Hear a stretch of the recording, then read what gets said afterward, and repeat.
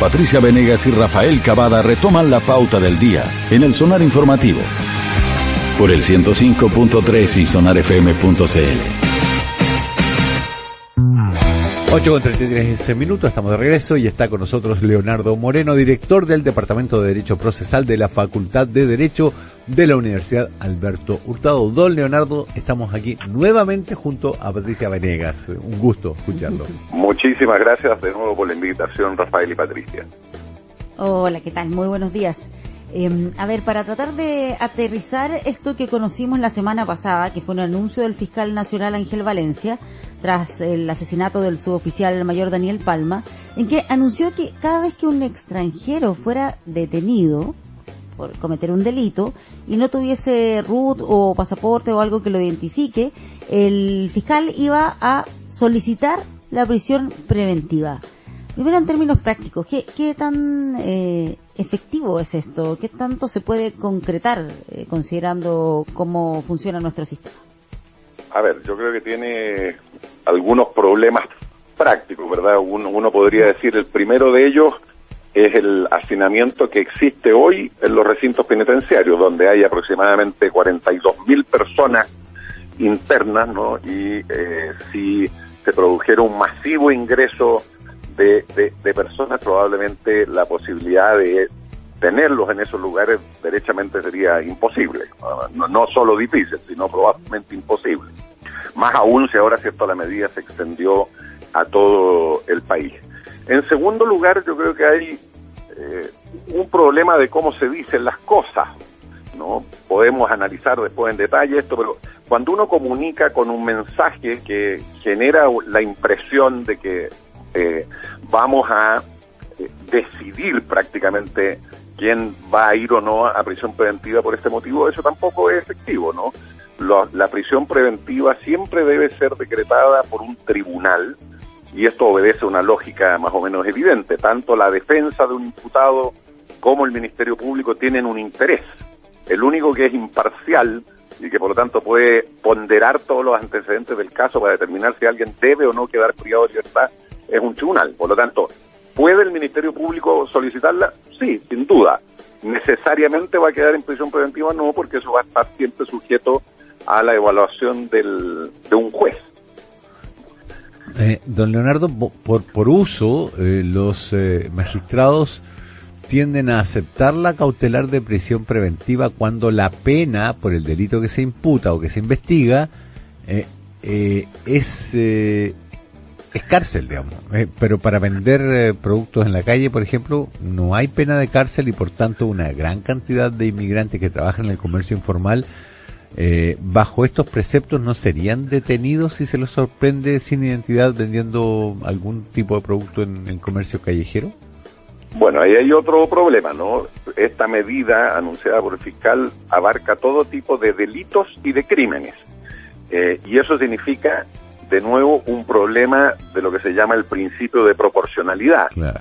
Pero tiene que entenderlo la gente también, no solo en relación a la sola prisión preventiva, porque en el proceso penal, una persona tiene derecho, en principio, y esa sería la regla, a enfrentarlo en libertad. Es decir, yo puedo ser objeto de una persecución penal y estar libre. Y la posibilidad de que mi libertad ambulatoria, ¿cierto?, la libertad de desplazarme, pueda ser afectada, requiere necesariamente que eso se justifique, ¿verdad? Y esa justificación puede hacer que se apliquen distintos tipos de medidas, que me detengan, que me apliquen medidas del artículo 155 del Código Procesal Penal, que para que la gente lo entienda, el arraigo, no acercarse a un lugar, es decir, un conjunto de medidas. Y la última, la más excepcional, es la prisión preventiva, ¿no? Entonces, anunciar que por el hecho de no tener documentos necesariamente lo que procede es la medida cautelar más gravosa del ordenamiento genera, como usted bien señala, un problema de proporcionalidad. Es decir, la medida se puede considerar desproporcionada dependiendo del delito al que la persona se le esté imputando. Ya, o sea, en términos prácticos, lo más probable es que un juez, un tribunal no lo acepte.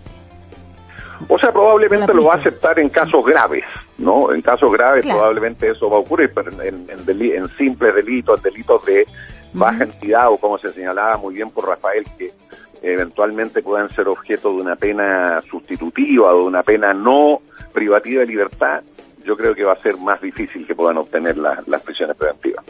Claro, le agrego un elemento, porque acá lo que se ha dicho es que esto es que quede en prisión preventiva hasta que se pueda determinar su identidad, hasta que se pueda identificar. Pero leía una declaración de la fiscal de Valparaíso que decía que el registro civil demora hasta un mes en responder sus requerimientos, por lo tanto sería complejo mantener a esa persona privada de libertad a la espera de ese trámite administrativo, por el tiempo. Sin duda, yo creo que ahí hay dos cuestiones que son importantes. La medida se aplicaría respecto de personas que no tengan RUM provisional o RUM provisorio chileno. Y eso, en primer lugar, puede entrar en conflicto con las reglas del propio Mercosur, ¿no? Que reconocen valor a documentos oficiales que pueden exhibir las personas que son oficiales en su país de origen.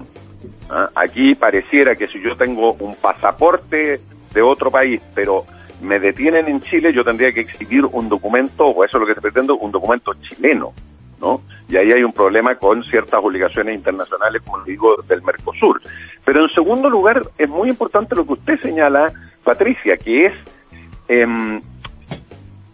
es razonable que el Estado chileno, el ejercicio de su poder punitivo, ¿verdad?, le imponga una consecuencia tan relevante como privarlo de libertad a un extranjero, en circunstancias que muchas veces el problema de la falta de documentación del extranjero es responsabilidad del propio Estado.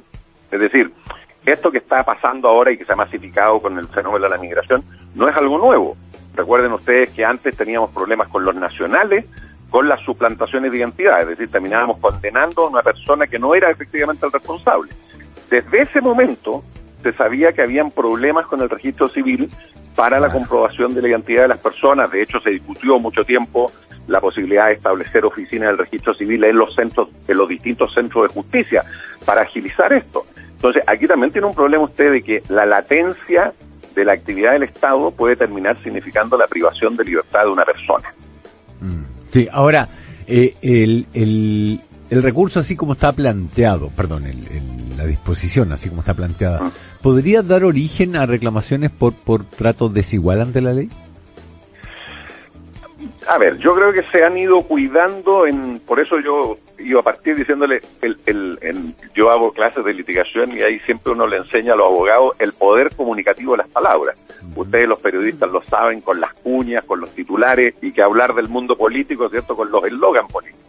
A veces usar una frase tan breve para describir lo que se quiere hacer en un fenómeno complejo puede generar confusión. Y efectivamente, si usted pone el acento solo en el hecho de que la persona es un migrante, incluso irregular, bueno, eso se puede considerar discriminatorio e incluso que criminaliza la migración, porque la propia ley chilena, ¿cierto?, la ley de migraciones chilena del 2022, establece expresamente que la migración no regular, es decir, el caso que estamos hablando, no es un delito, ¿no?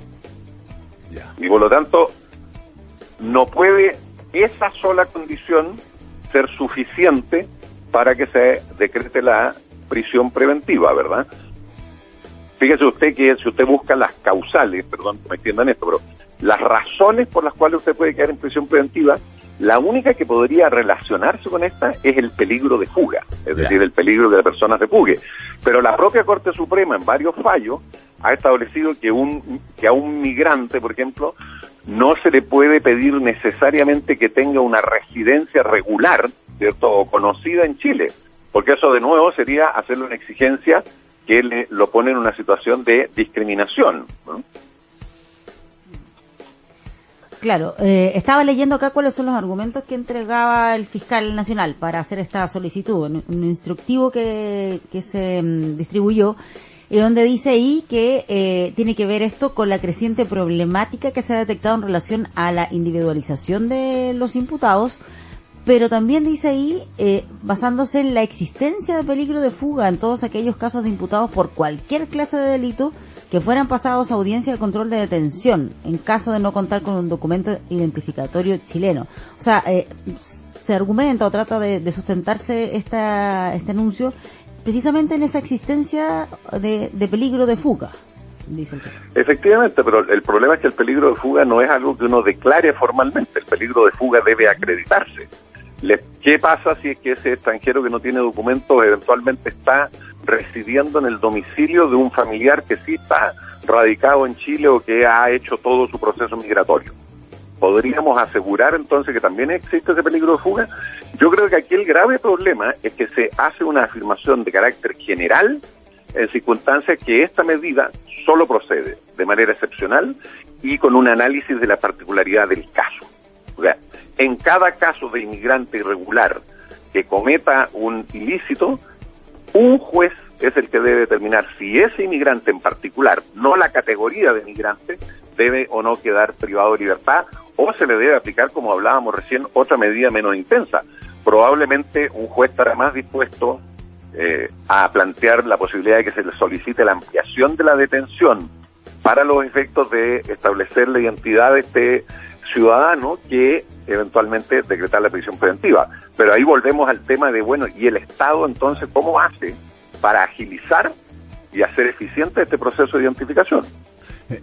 Abogado, y si una persona, los registros civiles de provincia han dicho que en algunos casos puede haber retrasos de un mes en esto, entonces una persona detenida un mes en prisión preventiva por no tener su carnet de identidad, no podría, o sea, ¿existe algún límite para aquello de acuerdo a la proporcionalidad que usted mencionaba? ¿Puede tenerlo 2 meses en prisión preventiva? Yo creo que es claramente desproporcionado y sería derechamente un exceso, ¿cierto?, el que una persona pudiera estar detenido 2 meses o 1 mes por la ineficiencia del Estado en establecer la identidad del sujeto.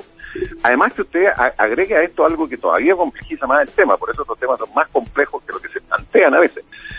¿Cierto? Lo que se pretende es que tenga un documento de identidad nacional, ¿verdad?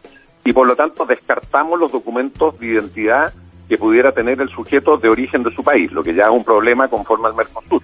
Pero en segundo lugar, lo que se pretende, o lo que se decía, es que queremos saber, por ejemplo, si esta persona viene de un país donde cometió delitos, etcétera. Bueno, eso tampoco se va a saber por el establecimiento de su enrolamiento a nivel de Chile. Para eso necesitamos información que tiene que provenir de los países extranjeros, donde hay otro problema serio, ¿cierto?, de colaboración internacional, en el sentido de entregar información sobre nacionales que están que han ingresado a Chile. Vamos, la situación con Venezuela es más o menos evidente, pero tampoco hay una situación muy halagüeña, ¿cierto?, respecto de otros países, lo que se ha verificado con el tema de las expulsiones. Claro. Ahí tengo otra duda, no sé si también está dentro de su área de expertise o no, pero precisamente el debate que hay sobre las expulsiones, se conoció, por ejemplo, que dentro de los detenidos por el asesinato del suboficial Palma, estaría una persona que estaba con orden de expulsión desde el año 2020. ¿Qué es lo que complica, lo que hace más difícil que se concreten las expulsiones? Lo que pasa es que todos estos procesos de reconducción o de expulsión de personas condenadas o que eventualmente sean detenidas y son expulsados administrativamente en los países que lo permiten, supone necesariamente colaboración de los países vecinos, no solo a veces del país al que la persona va a ir destinada, es cierto que habría que hacer un vuelo, fíjese usted que ya hace como 2 meses o más, quizás ya no hay vuelos de estos de expulsión que antes se veían, precisamente porque no los acepta el país a donde son devueltos, pero también requiere la colaboración de los países limítrofes, digamos. El tema de la migración es un tema que requiere cooperación internacional porque si no hace prácticamente imposible el que uno pueda expulsar o devolver a su país de origen a quien esté condenado o a quien eventualmente haya sido detenido irregularmente en el país. Claro, muy bien. Va a ser un tema complejo. Creo que lo vamos a estar conversando aún un tiempo más. Don Leonardo Moreno, quien es director del Departamento de Derecho Procesal de la Facultad de Derecho de la Universidad Alberto Hurtado. Le quiero dar las gracias por el tiempo que nos ha dedicado acá en Radio Sonar. No, ha sido un gusto. Espero que se haya entendido porque esto es un tema un poco más complejo y con tantas aristas que es difícil de abordar de manera muy simple, pero con gusto cuando ustedes necesiten, por favor, cuenten conmigo. Muy buen día. Muchas gracias. Muchas gracias, chao.